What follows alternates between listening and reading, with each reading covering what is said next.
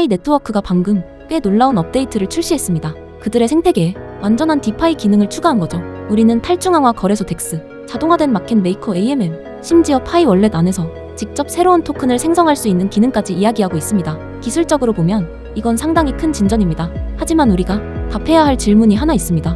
이것이 계속 하락하고 있는 파이코인 가격을 구하기에 충분할까요? 비트코인이 사상 최고가를 경신하는 동안 파이는 지난 한 달간 24%나 하락했습니다. 현재 가격은 약 0.26달러 수준에서 움직이고 있죠. 흥미로운 점은 이게 암호화폐 시장 전체가 약세장이어서가 아니라는 겁니다. 대부분의 알트코인들은 오히려 비트코인과 함께 상승했거든요. 그러니까 문제는 파이 네트워크 자체에 있다는 얘기입니다. 피스캔의 데이터를 보면 중앙화 거래소의 파이코인 보유량이 4억 2천만 개에서 4억 4,500만 개로 급증했습니다. 이건 전형적인 신호예요.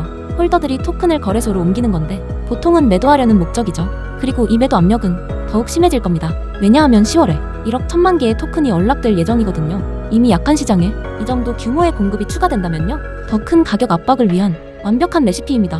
하지만 잠깐만요. 너무 성급하게 판단하지 마세요. 파이 네트워크는 사실 무대 뒤에서 상당히 실질적인 것들을 구축하고 있습니다. 그들은 방금 테스트넷에 탈중앙화 거래소 덱스와 자동화 마켓 메이커 AMM을 출시했는데요. 이는 사용자들이 메인넷 자산의 위험 없이 토큰 교환, 유동성 풀, 그리고 다른 디파이 메커니즘들을 실험해 볼 수 있다는 의미입니다. 이건 완전한 메인넷 전환을 위한 준비 작업이죠. 더 흥미로운 건 그들이 토큰 생성 기능도 도입했다는 점입니다. 이더리움의 ERC20 프레임워크와 비슷한데요. 과거 디파이 붐과 ICO를 촉발했던 바로 그것이죠. 이제 개발자들은 파이 생태계 내에서 직접 토큰을 발행하고 애플리케이션을 구축하고 마켓플레이스를 론칭할 수 있습니다. 만약 이게 성공한다면 파이는 단순한 스마트폰 채굴 코인에서 실제로 작동하는 디파이 플랫폼으로 변신할 수 있어요. 파이오니어라고 불리는 파이 커뮤니티는 사실 꽤 낙관적입니다. 그들은 이것을 전환점으로 보고 있죠. 인프라, 탈중앙화, 그리고 개발자 참여에 초점을 맞추는 것이 단순한 가격 투기보다 훨씬 더 견고한 장기적 가치를 창출할 수 있다고 보는 겁니다. 그리고 실제로 암호화폐 역사를 보면 살아남는 프로젝트들은 보통 실제 유틸리티가 있는 것들이지 단순히 과대 광고만 있는 것들이 아니거든요.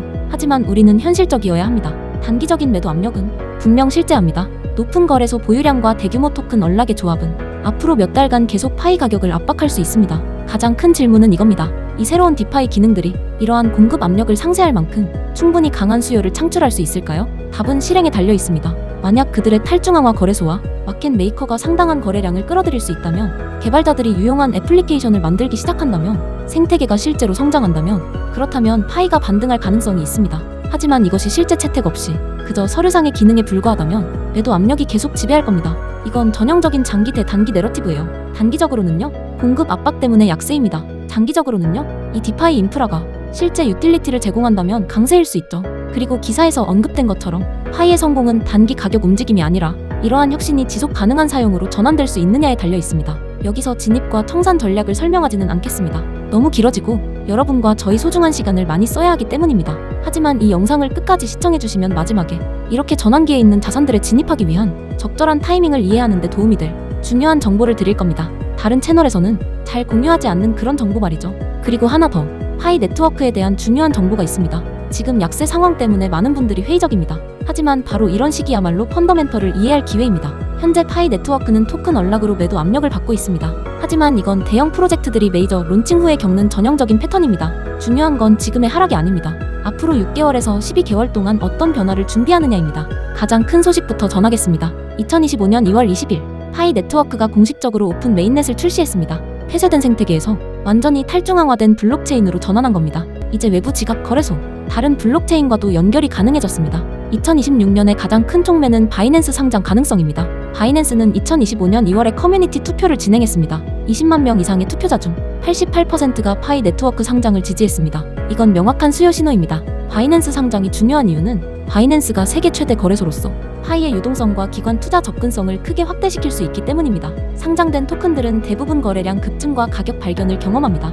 파이 네트워크는 이미 1억 1천만 다운로드를 달성했습니다. 탄탄한 KYC 시스템으로 신뢰도를 쌓았습니다. 일부 분석가들은 2026년 2분기나 3분기 안에 이뤄질 가능성이 높다고 봅니다. 또 하나의 촉매는 생태계 확장입니다. 2025년 파이 해커톤을 시작으로 게임, 디파이, 이커머스, 소셜 플랫폼 등 수천 개의 프로젝트가 합류했습니다. 파이는 단순한 코인이 아니라 실제 경제를 구축하는 단계에 들어섰습니다. 온체인 데이터를 보면 고래 지갑들의 매수 활동이 증가했습니다. 거래소 보유량은 20% 감소했습니다. 공급 압력은 줄고 있습니다. 결론적으로 현재의 약세는 단기적인 현상일 수 있습니다. 바이낸스 상장, 생태계 성장, 공급 감소의 조합은 파이 네트워크를 중장기적으로 매력적인 자산으로 만들 수 있습니다. 저는 완전한 로드맵을 준비했습니다. 3가지 촉매에 대한 상세 분석과 리스크 관리 전략을 담았습니다. 이 자료는 개인적인 소통을 통해서만 공유할 수 있습니다.